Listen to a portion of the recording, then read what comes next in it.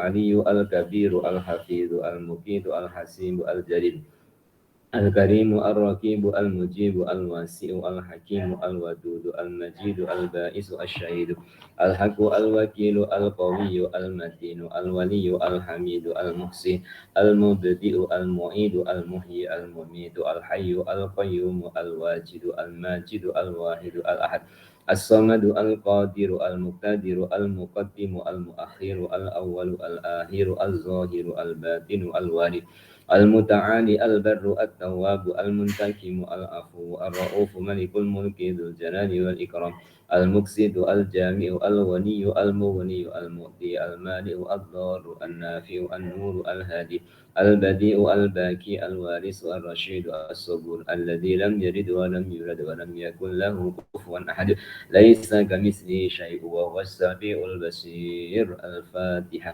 أعوذ بالله من الشيطان الرجيم. بسم الله الرحمن الرحيم.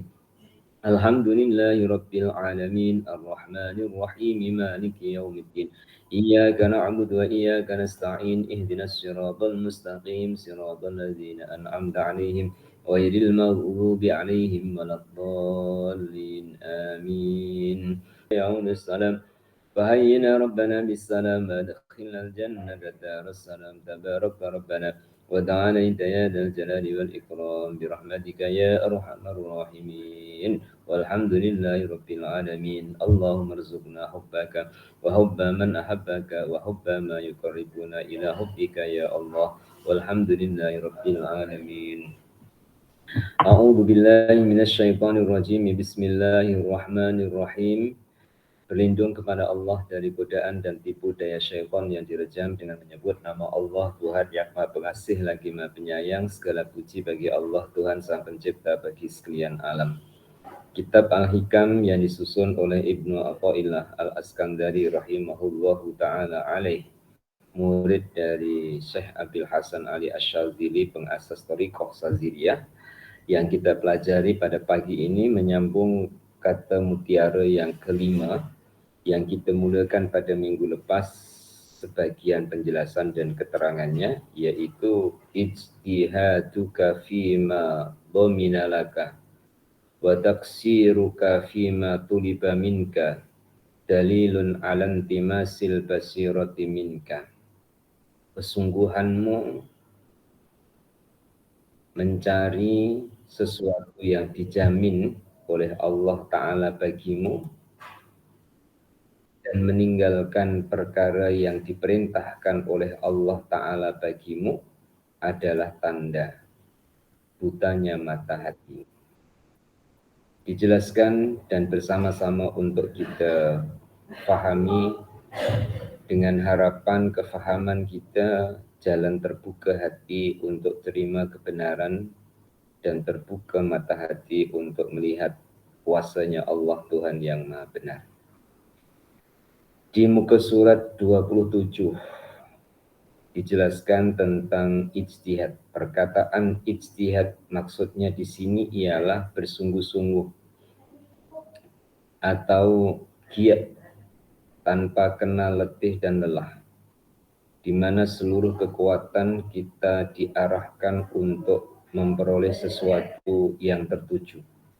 Jadi tidak dimaksudkan dengan ijtihad di sini seperti yang umum dipakai dalam ilmu hukum Islam atau al-fiqhul islami. Ini yang pertama dijelaskan tentang ijtihad. Makna ijtihad yang dimaksudkan dalam kata mutiara ini adalah bersungguh-sungguh, bukan mencari solusi atau mencari jalan keluar. Tetapi ijtihad yang dimaksudkan adalah makna kesungguhan. Yang nomor 2, perkataan taksir. Wa taksiruka fima tuliba minka. Taksir maksudnya meninggalkan sesuatu yang dimaksud disebabkan kelalaian atau kurang perhatian atau tidak mengerjakan sesuatu dengan sempurna sesuai seperti apa yang dikehendaki tentangnya. Tegasnya, mengerjakan sesuatu setengah-setengah tanpa perhatian yang bulat. Ini ijtihad dan taksir, kesungguhan dan kelekaan atau kelalaian. Muslimin dan muslimah, sesuatu yang kita nombor satukan, pasti itu yang kita dahulukan.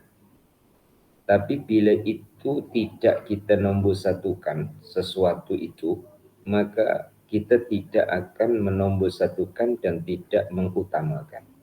Contohnya, antara dunia dan akhirat. Mana yang lebih kita nombor satukan? Bila orang itu menombor satukan atau meletakkan akhirat di atas, maka segala usaha untuk akhirat menjadi prioritas atau menjadi keutamaan. Bahkan Allah Ta'ala akan mengilhamkan segala kerja, kesibukan, gerak, langkah, usaha, ikhtiarnya adalah untuk akhiratnya. Saya buatkan pendekatan contoh lagi. Orang tua bekerja, bersungguh-sungguh untuk bekerja. Saya yakin ketulusan orang tua untuk anaknya melalui jalan bekerja supaya dapat mencukupi keperluan keluarga dan keperluan anaknya. Bermakna bekerjanya adalah bukan untuk dirinya, tapi adalah untuk keluarganya, untuk anak-anaknya, untuk masa depannya. Maka giat dan sungguh ia bekerja belum tentu karena ingin mengumpulkan harta, tapi keinginan yang lebih tinggi untuk masa depannya, bahkan untuk akhiratnya, melalui anak-anak yang diasuh, yang dididik, supaya jadi anak yang solih dan solihah, yang pada akhirnya itulah saham baginya untuk akhiratnya. Jadi muslimin muslimah rahimakumullah, tentang kesungguhan ini kembali dalam diri kita masing-masing mana yang kita utamakan. Dan seseorang itu tidak akan bersungguh-sungguh melainkan ia telah mengambil keputusan untuk mendahulukan dan mengutamakan sesuatu yang menjadi pilihan. Sebagaimana contoh malam tadi, ya, subhanallah, muslimin muslimah antara tidur dan sholat. Kalau orang itu meletakkan sholat tahajudnya adalah berada di atas, maka ia boleh mengalahkan tidurnya. Begitu juga dalam hal-hal yang lain. Nah, arah dari kata mutiara ini adalah mengingatkan kita kalau kita boleh bersungguh-sungguh dengan sesuatu yang dijamin oleh Allah, tetapi kita tidak bersungguh-sungguh melaksanakan perintah Allah, itu tandanya buta mata hatinya.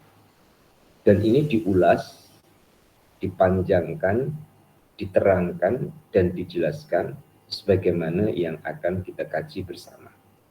Diteruskan dengan perkataan bahasa Arab al-basirah. Dari kata mutiara, dalilun alan timasil basirati minka. Perkataan basirah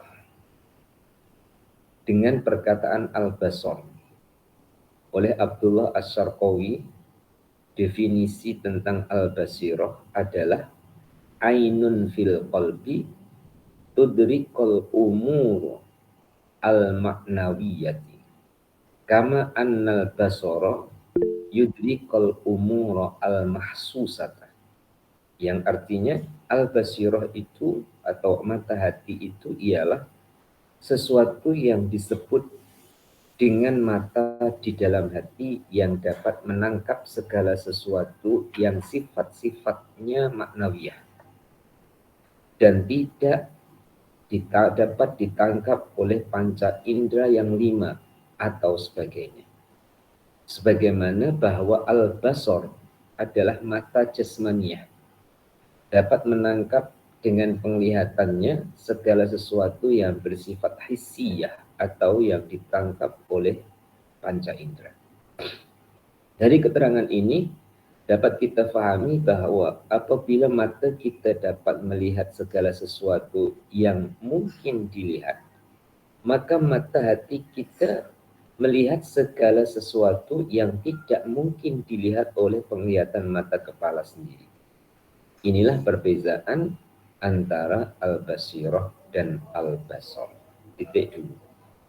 Jamaah al-hikam rahimakumullah. Setiap manusia diciptakan oleh Allah punya dua. Satu jasmani, dua rohani. Jasmani adalah anggota yang nampak atau jasmani adalah anggota yang zahir. Anggota yang zahir ini dilengkapkan oleh Allah Ta'ala dengan mata yang fungsinya untuk melihat. Melihat apa? Melihat alam ciptaannya. Kemudian batiniah ataupun rohani dilengkapkan oleh Allah Ta'ala dengan mata hati atau basirah atau ainul basirah. Mata hati ini adalah untuk melihat. Melihat apa? Melihat Allah Tuhan yang Maha Berkuasa.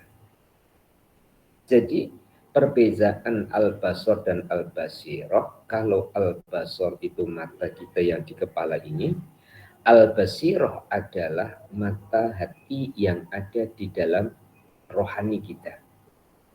Nah, setiap orang punya mata hati, hanya bezanya ketajaman mata hati yang berbeza. Disebabkan apa? Disebabkan halangan-halangan yang menghalang ia untuk melihat yang sebenarnya. Nah, halangan-halangan itu sifatnya adalah kebendaan. Halangan-halangan itu sifatnya adalah keduniawiyaan. Atau sifatnya adalah al-hissiyah, sesuatu yang sifatnya sementara. Jadi, ketika muslimin muslimah lapar, perlukan makan, mata melihat nasi dan lauk di atas meja makan, insya Allah jamaah al-hikam akan melihat dengan mata hatinya kuasa Allah di sebalik makanan, minuman, lauk yang tersedia di atas meja. Dan insya Allah tidak akan lupa untuk berdoa. Dan insya Allah juga tidak akan lupa menyudahi dengan bersyukur kepada Allah Subhanahu wa Ta'ala. Itulah hidupnya mata hati terhadap pandangan kepada Allah dan kekuasaannya. Dijelaskan lagi di bawahnya, kalam hikmah ini memberikan pengertian kepada kita agar kita jangan begitu mementingkan diri dalam mencari rizki yang telah dijamin oleh Allah Subhanahu wa Ta'ala. Kita boleh berusaha, bahkan seterusnya berusaha mencari rizki yang halal. Tetapi kita dianjurkan agar jangan sampai lupa diri, sehingga seluruh perhatian kita tumpahkan untuk hidup duniawi ini saja. Karena apabila seluruh kekuatan kita, perhatian dan perasaan kita semuanya untuk ini, maka pasti akan mendapatkan kurang kesungguhan kita dalam melaksanakan kewajiban-kewajiban kita terhadap ajaran agama. Betapa tidak, Allah Subhanahu wa Ta'ala dengan kurniaannya dan kebaikannya telah menjamin rizki hamba-hambanya. Karena itu Allah pun telah berfirman dalam Al-Quran, A'udzu billahi minasyaitonir rajim, wa ka'ayyin min dabbatin la tahmilu rizqaha Allahu yarzuquha wa iyyakum wa huwas samiul alim. Berapa banyak binatang yang tidak membawa rizkinya sendiri. Tuhan yang memberinya makan dan juga memberi kepada kamu. Dan dia maha mendengar lagi maha tahu. Surah Al-Ankabut ayat 60. Ayat ini ada persamaan atau hampir sama dengan ayat-ayat yang lain. Hanya pada ayat ini ya, Allah sebut la tahmilu rizquha.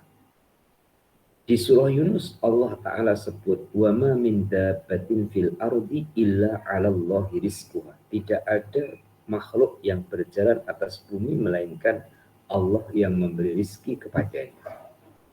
Ayat ini Allah perjelas la tahmilu rizquha. binatang ataupun makhluk yang berjalan atas muka bumi yang disebut dabbah, masuk di dalamnya adalah manusia. La tahmilu rizqoha, tidak mampu untuk membawa rizkinya. Rasakan dan buktikan bahwa rizki kita dari lahir sampai hari ini dan sampai kita mati nanti, kita tak bawa rizki itu. Allah beri sesuai dengan keperluan. Andaikan ada simpanan, itu adalah merupakan persiapan. Allah yang mengatur sirkulasi perjalanan rizki di alam semesta. Sehingga kita nih, muslimin muslimah, di mana kita berada, keperluan kita disiapkan oleh Allah. Suka kita, saya berikan contoh tentang orang pergi haji ataupun pergi umroh atau pergi bercuti lah, meninggalkan kampung halamannya. Dia tidak bawa beras, dia juga tidak bawa ikan, dia tak bawa daging. Allah yang membawakan. Bila sampai ke destinasi dan tujuan, bila sampai di Mekah dan di Madinah, keperluannya Allah Subhanahu wa Ta'ala siapkan. Jalannya, laluannya berbagai-bagai. Ya. Kadang ada orang yang membantah dalam arti menurut akalnya adalah dia bawa duit, dia bayar, kemudian dia dapat makan. Jangan hanya berhenti di situ. Bawa duit, kalau tidak ada makanan yang dibeli, apakah boleh makan? Bawa duit, kalau tidak ada selera untuk makan, mungkinkah ia akan ada nafsu untuk makan? Jadi, jangan berhenti di lapisan yang pertama yang akan membesarkan keakuan, aku dan aku. Tapi harus digali dan diperdalam sampai menemukan Allah yang maha berkehendak dan Allah yang maha menentukan. Sehingga kita akan terima dengan lapang dada ayat-ayat Al-Quran dan pasti membenarkannya. La tahmilu rizqoha. Muslimin muslimah sekarang ada di rumah. Di dapur ada sayur, ada beras, ada lauk. Yang puan-puan siapkan, yang puan-puan beli di dapur, yang akan puan-puan makan. Hakikat yang sebenarnya, bila kita teliti dan kita betul-betul perhati, kita tidak akan menemukan kita. Tapi yang kita akan temukan adalah Tuhan kita. Sebab sayur yang kita simpan di peti sejuk, daging yang kita simpan, ikan yang kita simpan, tanya dalam diri kita, siapa yang cipta? Pasti jawabannya adalah Allah. Berarti kita adalah menggunakan, memanfaatkan, menikmati ciptaan Allah. Nah, ciptaan Allah Ta'ala yang kita nikmati ini, tentu kita akan mengenali Allah bahwa Allah itu Tuhan yang maha luas ilmunya. Tahu keperluan kita, maka Allah Ta'ala siapkan. Muslimin muslimah, siapa di antara tuan-tuan, puan-puan yang pernah pergi ke stasiun minyak, ke Petropam, kemudian tersilap, patut isi solar ataupun isi diesel, tapi terisi petrol, bahasa Indonesianya bensin. Saya sendiri pernah, patutnya saya isi petrol, tapi saya isi diesel. Saya tak perasan. Ya. Yang namanya lupa ataupun lalai, tidak merasa salah. Tapi bila kereta tak sampai 1 kilometer, kereta terhenti. Padahal kereta itu normal saja. Dan kereta itu pun baru saja diisi di stasiun minyak, di Petropam. tapi terhenti. Masih tidak terfikir lagi kalau silap masukkan minyak. Berusaha untuk di start. Cara berpikirnya bukan ke arah minyak.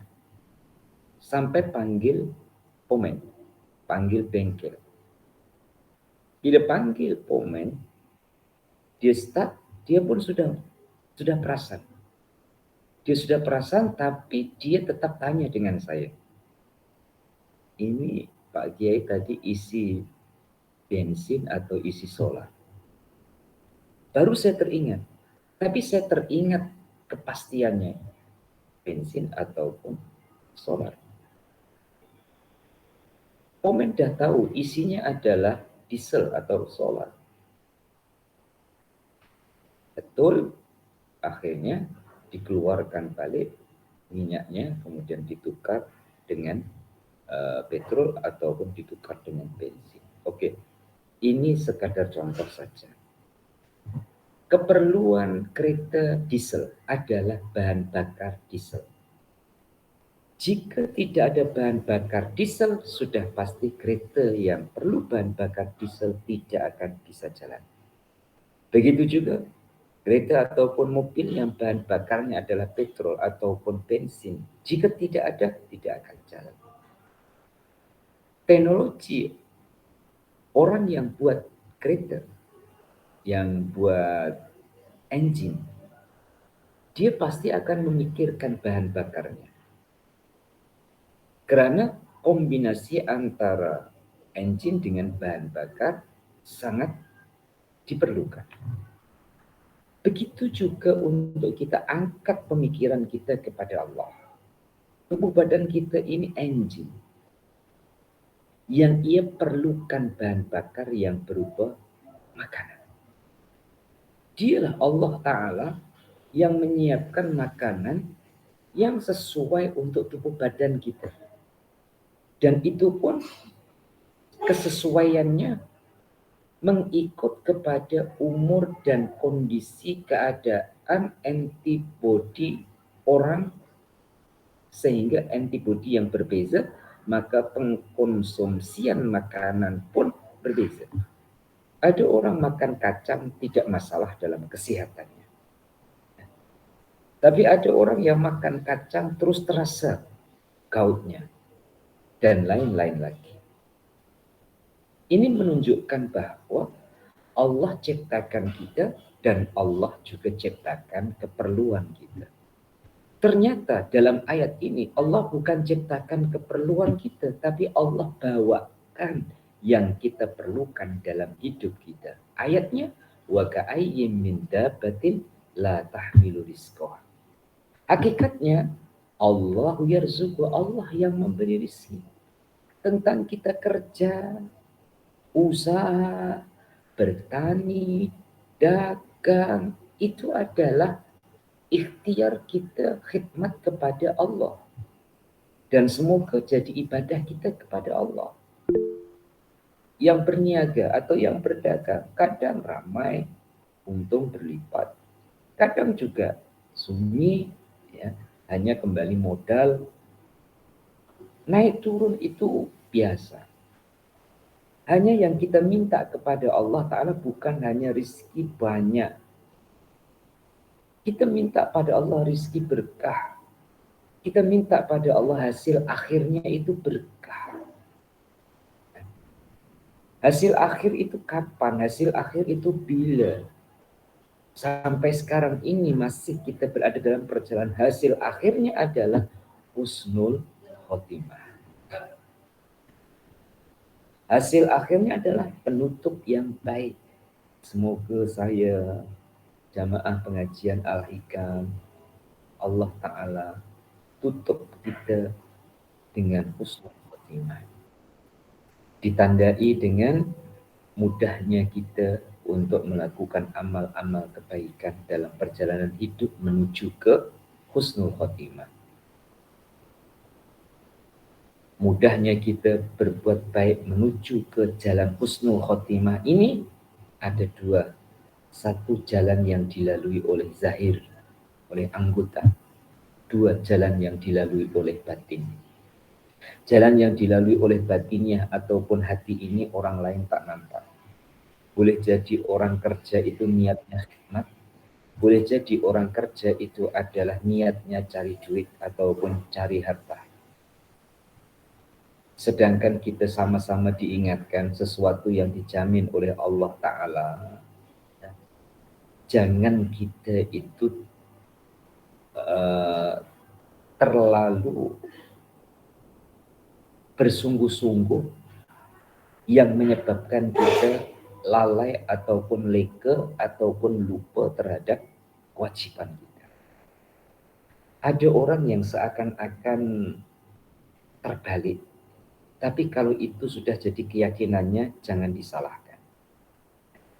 Muslimin dan muslimah, contohnya punya keluarga yang punya tanggung jawab, kemudian mengambil keputusan harus keluar setiap bulan 3 hari. Ya, ini kawan-kawan tabligh. Kemudian harus keluar 40 hari. Kadang bila sudah sampai ke level harus keluar 44 bulan. Berarti 30 kali 4, 120 hari meninggalkan anak istrinya. Ini percaya. Dan semoga yang saya ceritakan ini adalah orang yang bukan mereka-reka. Percaya bahwa dalam urusan rizki ditanggung oleh Allah. Melalui ikhtiarnya. Kalau keluar 3 bulan, keluar 3 hari dalam sebulan, selama 27 hari ia ikhtiar untuk mengambil bagian rizkinya. Kemudian 3 hari dia keluar untuk uzlah, ia tinggalkan rizki kepada keluarganya dan diserahkan kepada Allah Subhanahu wa Ta'ala, Tuhan yang Maha Menjaga. Pasti ada dua pandangan, positif dan negatif. Pandangan yang negatif, punya keluarga ditinggalkan. Pandangan yang positifnya adalah ia telah mempraktikkan bahwa Allah Tuhan yang Maha menjamin rizki, ia yakin. Allah Tuhan yang Maha melindungi, dia pun meyakini.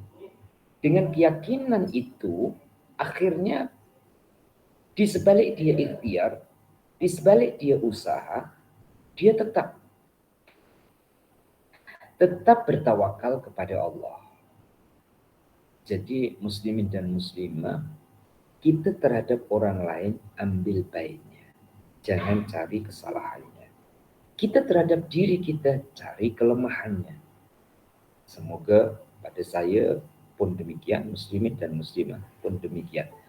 Agar supaya diri kita selalu punya persangkaan baik dan berkesimpulan baik terhadap orang lain, dan semoga Allah selalu membuka kebaikan-kebaikan dari orang lain kepada kita dan dari kita kepada orang lain. Tapi kalau kita pulangkan kepada diri kita sendiri, kita harus cari kelemahan-kelemahan kita, kekurangan-kekurangan kita. Hinggalah dengan kekurangan itu kita pun akan berusaha untuk memperbaiki, akan berusaha untuk menampal, akan berusaha untuk bertambah berbuat kebaikan. Nah, ini adalah pengembangan tentang Allahu yarzuquha wa iyyakum. Allah Ta'ala juga berfirman di bawahnya, A'udzubillahi minasyaitonirrajim, wa'mur ahlaka bis-shalah wastabir 'alaiha. La nas'aluka rizqa, nahnu narzuquka wal 'aqibatu littaqwa. Wa'mur, perintahkan, suruhlah ahlaka keluargamu atau pengikut-pengikut kamu bisolati untuk sholat. Wastabir 'alaiha, dan tetap sabar mengerjakan. La nas'aluka rizqa, kami tidak minta rizki kepada kamu. Nahnu narzuquka, tapi kami yang memberi kamu rizki. Wal aqibatu littaqwa, dan kesudahan yang baik adalah untuk orang-orang yang bertakwa atau orang yang memelihara diri dari melakukan kejahatan. Muslimin dan muslimah, saya jelaskan terlebih dahulu asbabun nuzul, sebab turunnya ayat ini terhadap Rasulullah Shallallahu Alaihi Wasallam.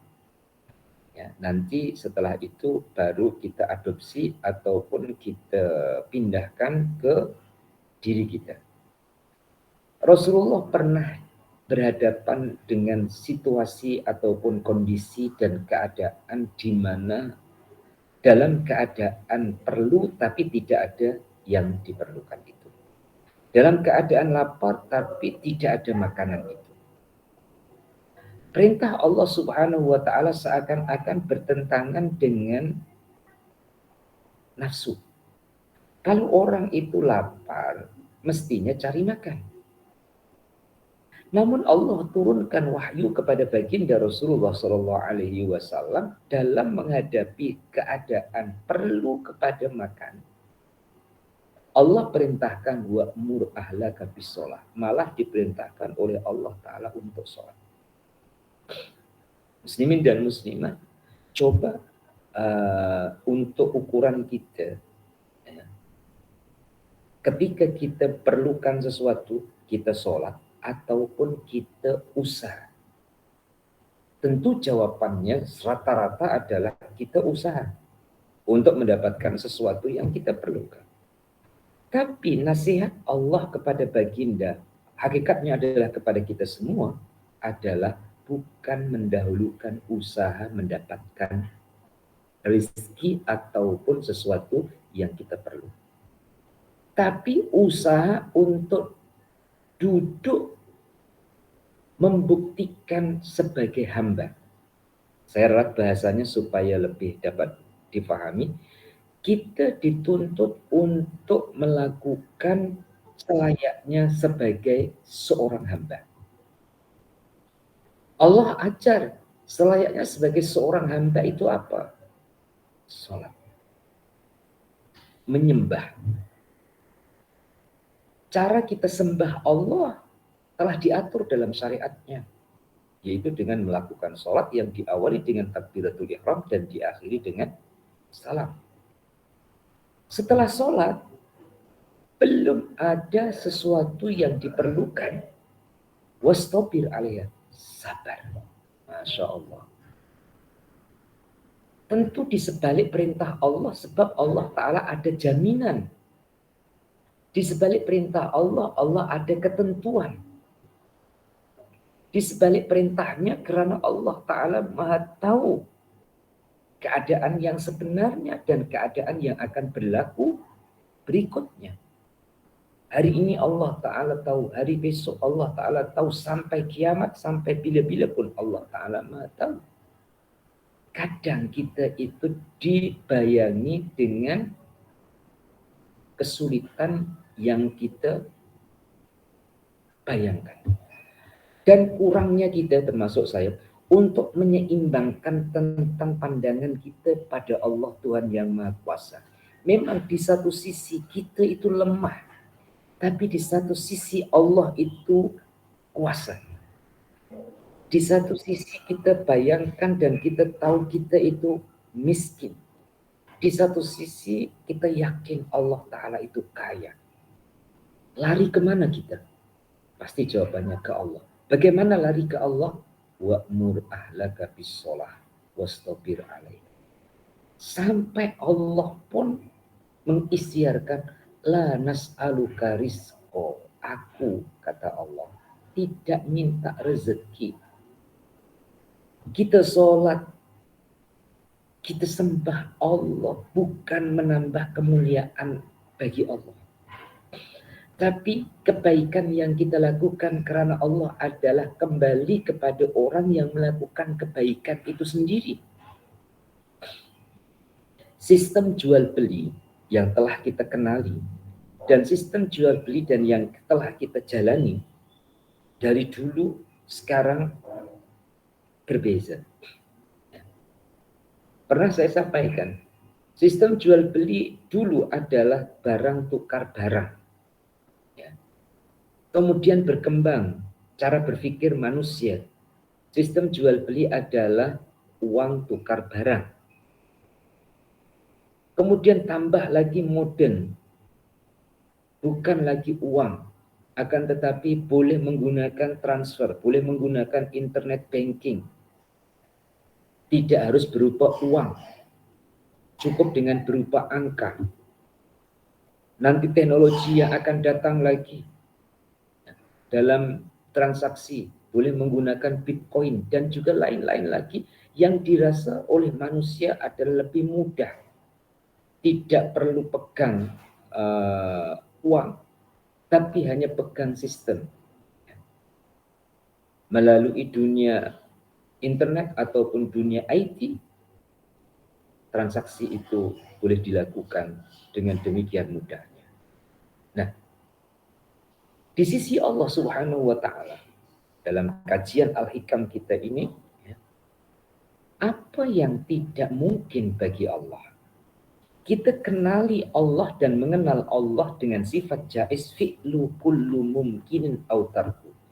Allah itu kuasa melakukan dan juga kuasa untuk tidak melakukan, dan kuasa Allah bukan paksaan. Jadi kalau hamba melakukan sholat bukan menambah kemuliaan Allah.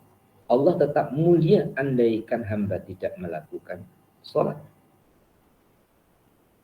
Begitu juga sebaliknya, tidaklah berkurang kemuliaan jika hamba tidak melakukan sholat.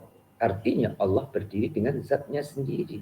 Maka Allah pun mengingatkan, la nas'aluka rizqa, aku tak minta rizki dari kamu. Sebaliknya, nahnu narzukuka, aku yang bagi rizki kepada kamu. Ini mengajak psikologis kita bahwa ingin mendapatkan sesuatu yang diperlukan, jangan mengejar sesuatu yang diperlukan, tapi kejar Allah yang memberikan sesuatu yang diperlukan. Tentu muslimin muslimah, kata-kata saya ini tidak mudah diterima di lapisan pertama. Saya ulang, menginginkan sesuatu, jangan mengejar sesuatu yang kita inginkan.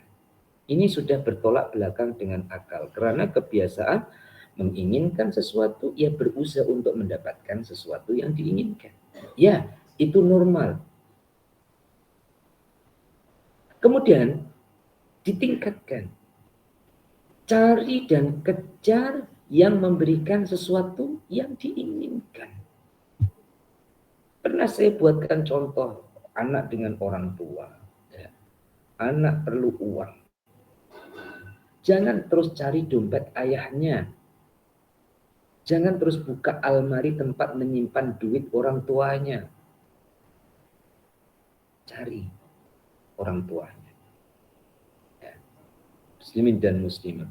Walaupun nanti pada akhirnya setelah cari orang tuanya pun menyuruh kamu pergi ke bilik, kamu buka almari, dalam almari itu ada duit, kamu ambil. Tapi sudah ke orang tuanya dulu. Sama-sama buka almari, ambil duit di dalamnya. Tapi beza prosesnya, beza kronologinya, beza salurannya. Nah, saluran yang didahulukan kepada Allah itulah yang orang yang mengenal Allah, nahnu narzukuka, Allah yang memberi rezeki. Karena dunia ini diciptakan oleh Allah Subhanahu wa Ta'ala, sifatnya sementara, walaupun ribuan tahun tapi akan binasa.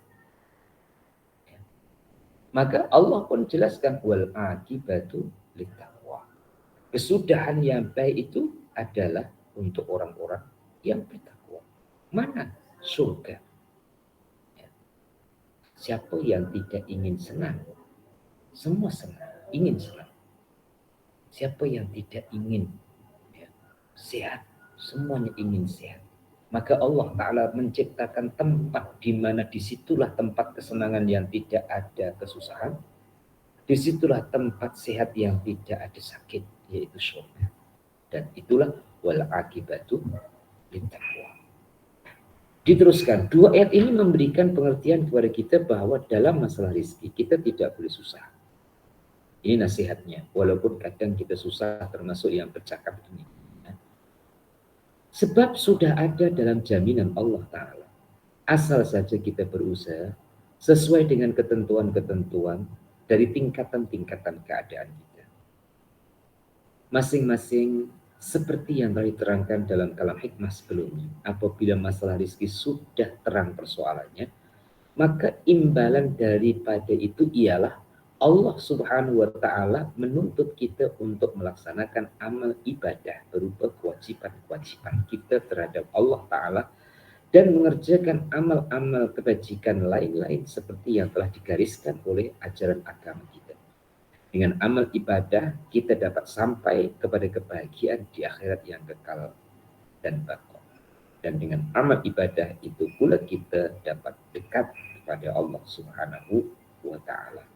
Allah berfirman, "Wa ma khalaqtul jinna wal insa illa liya'budun." Tidak aku ciptakan jin dan manusia selain supaya mereka itu berta'abbud ataupun mengerjakan ibadah kepadaku. Titik. Muslimin muslimah yang dikasihi sekalian, ya. Allah Ta'ala menciptakan makhluk yang spektakuler dalam pandangan akal sebagai contoh dan sebagai teladan bagi manusia. Contohnya Allah Ta'ala ciptakan cicak dengan rizkinya yang terbang, sedangkan cicak tidak bisa terbang. Ya. Muslimin muslimah, makanannya cicak apa? Nyamuk. Nyamuk boleh terbang. Sedangkan cicak tak boleh terbang. Allah punya kuasa. Kalau rizkinya, walaupun nyamuk boleh terbang, kalau itu rizkinya cicak, tidak akan kemana. Pasti akan masuk ke mulut cicak juga. Tidakkah itu dapat menjadi pelajaran dan menambahkan keyakinan? Khususnya pada diri saya sendiri. Tidak akan kemana bila itu adalah rizki kita. Yang menjadikan kita itu kurang dan tidak tenang, muslimin muslimah, apabila kita berani untuk menanggung, bahasa manusia ya, ini bukan bahasa iman, bahasa komunikasi, untuk menanggung rizki selain kita. Contoh, mulai dari keluarga, anak-anak kita. Berani punya anak, berani untuk menanggung rizki anaknya.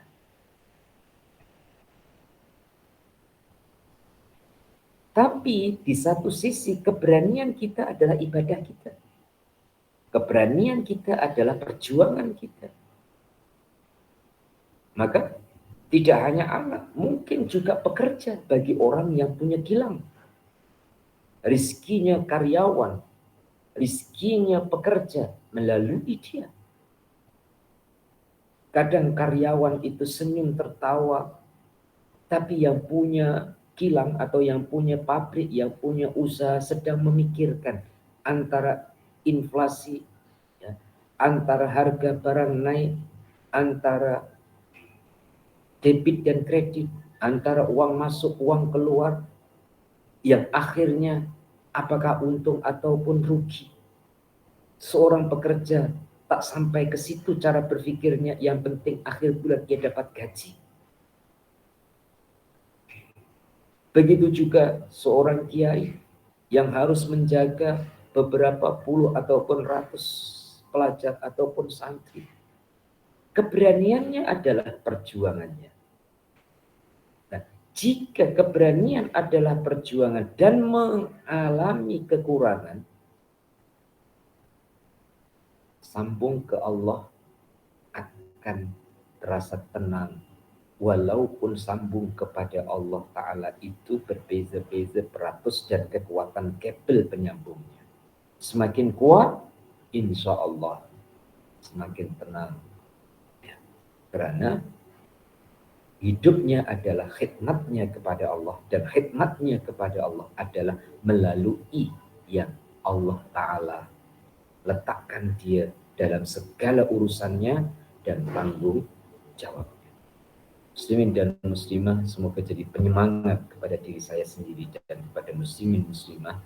Namun saya cukupkan sampai di sini terlebih dahulu ya untuk kajian kita pagi ini. Insya Allah ayat Al-Quran di surah Az-Zariyat penyambung dari ayat 56 untuk masuk di ayat 58 dan 57 kita akan teruskan pada minggu hadapan, dan kita akhiri dengan baca doa. Bismillahirrahmanirrahim. Allahumma shalli wa sallim ala sayyidina Muhammad wa ala ali sayyidina Muhammad. Alhamdulillahirabbil alamin. Allahumma rzuqna ilman nafi'ah wa amalan shalihan maqbulah wa rizqan halalan thayyiban wasi'an mubarakan. Allahumma ja'alna minal ladzina yastami'una al-qawla fayattabi'una ahsanah bi rahmatika ya arhamar rahimin. Rabbana atina fid dunya hasanah wa fil akhirati hasanah wa qina adzabannar. Sallallahu ala sayyidina Muhammad wa ala alihi wa sahbihi wasallam. Alhamdulillahirabbil alamin. Taqabbalallahu minkum minna wa minkum taqabbal ya karim. Kurang lebihnya mohon dimaafkan. Segala kebenaran datang dari Allah. Semoga jadi ilmu manfaat berkah pada kita semua. Kekurangan khilafan adalah kekurangan diri saya. Semoga dimaafkan oleh Allah Ta'ala. Hadanallahu wa iyyakum ajmain. Assalamualaikum warahmatullahi wabarakatuh.